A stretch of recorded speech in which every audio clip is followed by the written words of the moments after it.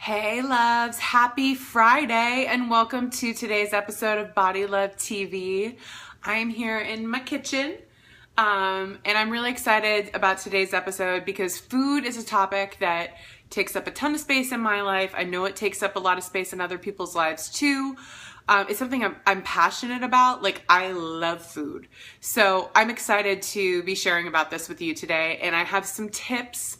I'm coming at this as somebody who is a self-proclaimed recovering perfectionist when it comes to eating especially. And I'm also in recovery from an eating disorder and in recovery from being a serial dieter for most of my life. So the cycle that I used to follow, and I know a lot of other people experience this too, is you decide you're going to overhaul the way that you eat from top to bottom. So you go out one day and you throw away everything in your cupboard and in your fridge. You spend like $300 on groceries and decide, I'm gonna eat healthy and I'm gonna cook healthy for me and my family this week. And then by Wednesday, you're like exhausted and tired and ordering pizza or picking up takeout or, just falling off the wagon, quote unquote, of that like perfect approach to healthy eating and that very extreme approach that requires a huge investment from you at the outset. We don't want that because healthy eating should be fun. It should feel like a game. It should feel playful. It should feel experimental. You should feel free to try a ton of foods in the way that feels good to you and take your time, especially if you're planning meals for your family and cooking for your family. Like, they've got to get on board too.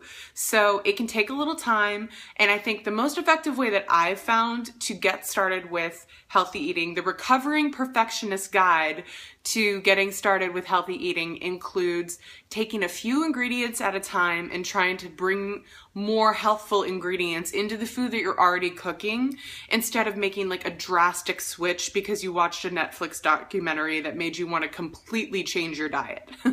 So that is tough to sustain, but gradually incorporating more and more healthy foods into your diet, more and more natural ingredients, more and more things that don't come from a package or that aren't processed, over time you can make really significant change and have a lot of fun and eat really delicious things along the way.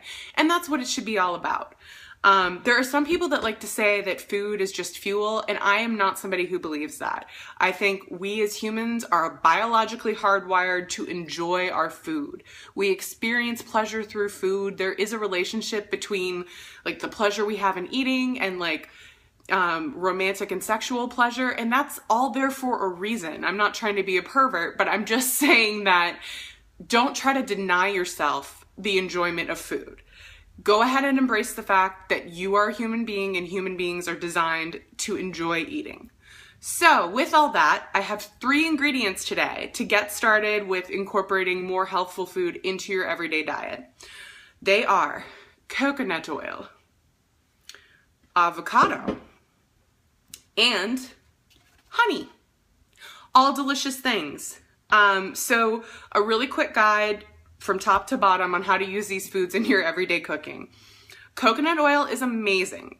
It's really important to get unrefined coconut oil because that has more of the nutrients that you hear about when you listen to or read things about how coconut oil is a superfood. If you're buying refined coconut oil, you're actually not going to get a lot of the health benefits. So be sure to find unrefined, organic if possible, whatever you can afford, coconut oil. And there is a lot on Amazon, I will say. It can be a lot cheaper to order this stuff than try to buy it in the store because you pay a premium. With that said, a couple ways you can put coconut oil into play in your everyday life. The number one way is oil pulling. And if you haven't heard of this, you just take like literally a spoonful of coconut oil, clomp it into your mouth, and you swish it around in your mouth for like 10 to 15 minutes. So some people like to do it like before they get in the shower. They just grab a spoonful of this stuff, swish it around, and they'll spit it out while they're in the shower, and that's kind of an easy way. I often do it while I'm cooking because I have the coconut oil out and it's there and I'm not really talking to anybody, so I go ahead and just do a little oil pull then. That has a ton of health benefits associated with it, and you should really look into that before you try it, and also run it past your doctor if you have health issues because you don't want to mess anything up. But probably like the more accessible way to get into coconut oil would be to just use it instead of the other fats that you're already using to cook food. Some people find that coconut oil has like a really distinct flavor. I personally don't mind it, and in a lot of cases, I prefer the flavor that coconut brings to the table over things like butter or olive oil or like a cooking spray. So, you know, just reach for coconut oil next time instead of those other fats that you're already using. Coconut oil can also be spread onto things like a bagel or a slice of toast. And yeah, I mean, it's just a great ingredient, so go ahead and play around with it. I also actually use coconut oil a lot in my beauty regimen. So I have a different jar of coconut oil in my shower that I pour baking soda into, and I mix it up, and I use that as an exfoliating scrub at night, and then I just pat it dry but leave kind of the oil residue on my face, and that's my night cream. So there you go, a little beauty hack in there with it. All right, our next ingredient is avocado. Avocado is very high in fat, but healthy fats, and more people are getting on board with the idea that it's really healthy to consume more avocado. And I love it. My husband really loves avocado. So the way that we tend to incorporate this into our meals here at the house is in smoothies. You can just like slice it up and throw it in your smoothie, and it gives it like a lot of body and a smoothness. You don't really taste the avocado, but you're getting those nutrients, and it's giving the smoothie something that's gonna like stick to your ribs a little more than just like a banana and some fruit. So that's a really fun way. This is a container that was actually in my fridge today that contains half of an avocado and part of an onion. And this is usually in my fridge because when I make a healthy lunch at home, I'll slice up like half an onion and half an avocado, throw it in with some spinach, maybe some berries, some cheese, some nuts, and make myself a salad. So I'll demonstrate using this already used half, how you cut an avocado. So to get the pit out, there's a little trick that I learned from a chef. You want to take a big sharp knife. Bigger and sharper knife is actually safer for this maneuver than using like a little dull knife. So you take a big sharp knife and you just grab the pit. So see, it's like all attached. Twist it. Ooh. Sorry, this one's been in the fridge, so it's breaking on me. Oh no, demonstration fail.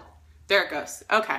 And then you pull it out using the knife. And normally it doesn't split like that. This pit is a little bit dried out just because it's been sitting in the fridge for like probably a couple days in this avocado. And that's why this avocado is a little bit brown, which if I'm serving it to other people, I probably wouldn't use an old avocado because you want it to look nice. But if it's just me and like my husband, we don't care. So there's nothing wrong with eating a little bit brown avocado. It's kind of like a banana that just goes bad after it's exposed to the air.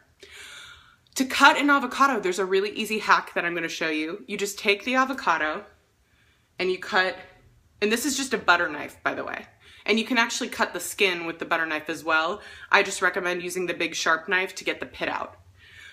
So you cut in strips like this. Okay? So see those lines in there? So you can just scoop it out like this and fan it out on your plate and get that really nice like sliced avocado look if that's important to you. When I have it in salad, I like it to be in little cubes. I don't want the big long strips. So then I flip it and I also cut the other way.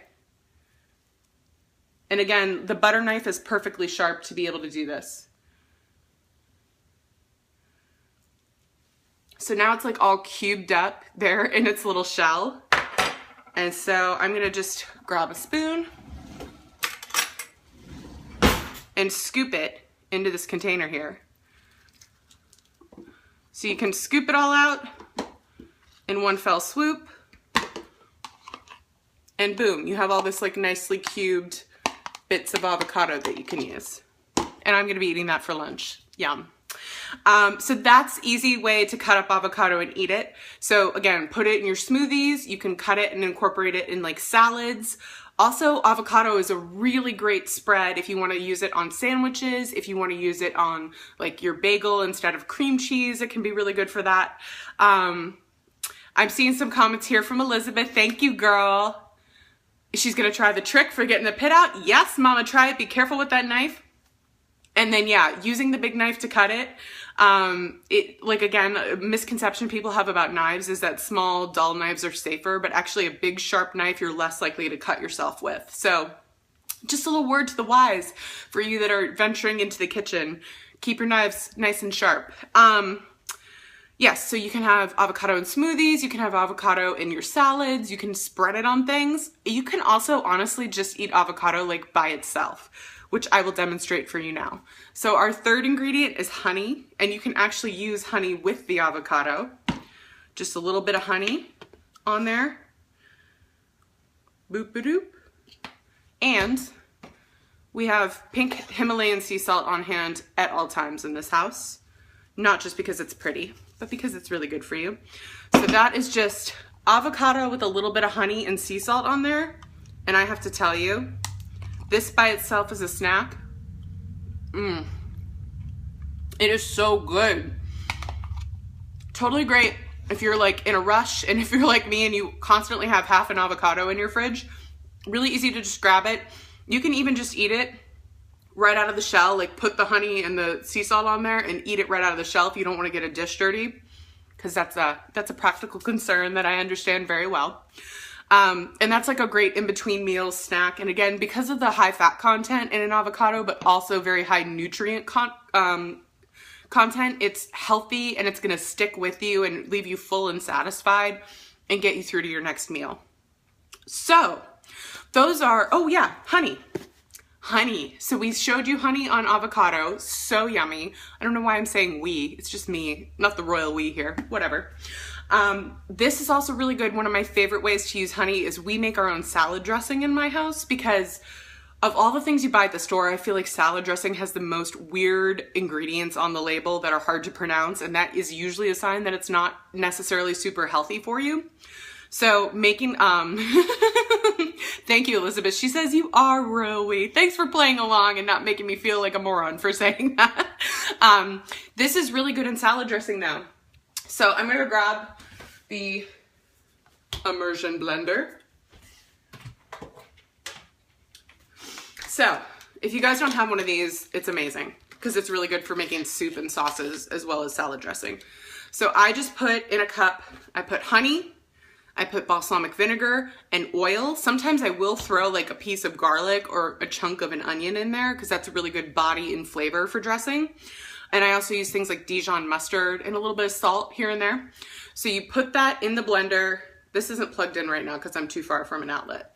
And then you just blend it all up and it emulsifies and makes like the perfect dressing, perfect texture, really yummy, tons of flavor. Like we really love the high acid and like balsamic vinegar. That's one of our favorite things here in this household. So salad dressing is one of the main ways that I use honey. Of course, honey is really good on like a peanut butter and honey and banana sandwich. Yum. You can add it to your smoothies, especially if you're new to smoothie making and like the funky taste from the greens is getting to you. Yeah. Add a little honey, sweeten that up. It'll make it a little more palatable for you. Jamie says, use it in teas and lemonade for the kids. Absolutely. Elizabeth is saying that she uses maple syrup in the homemade vinaigrette, which is a great idea. And especially with fall coming, oh my God, I'm going to be trying that. So yummy. So those are 3 ingredients. That is your perfectionist or your recovering perfectionist guide to how to get started with using some of these ingredients in a way that doesn't require you to like dump out your entire pantry and try to put this like perfect meal plan into place. Don't recommend that. It's really tough. It's not going to be sustainable for you.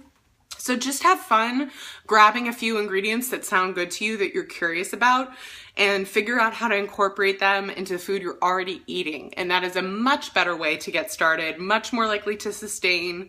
And I want to hear all about what you guys are cooking and eating and how this is going for you. So jump in the comments, hop over to my Instagram, or you can message me, you can email me. And if this topic resonates for you, there's an episode coming out today from the Healthy at Any Size podcast all about perfectionism. It's my whole experience and it's the ways that I've learned to get around it. So I hope that you guys will check that out and enjoy it. Also, if you didn't listen to last week's episode with Robin Downs, I am an amateur when it comes to this food stuff. I just love it. Robin is like an expert. She has the Real Food Whole Life blog. She also has the Feel Good Effect podcast, and she's a special guest on episode 2 of the Healthy at Any Size podcast. So get over there and listen and learn and check it out. Let me know what you think, and I will see you next week on Body Love TV. Bye, loves.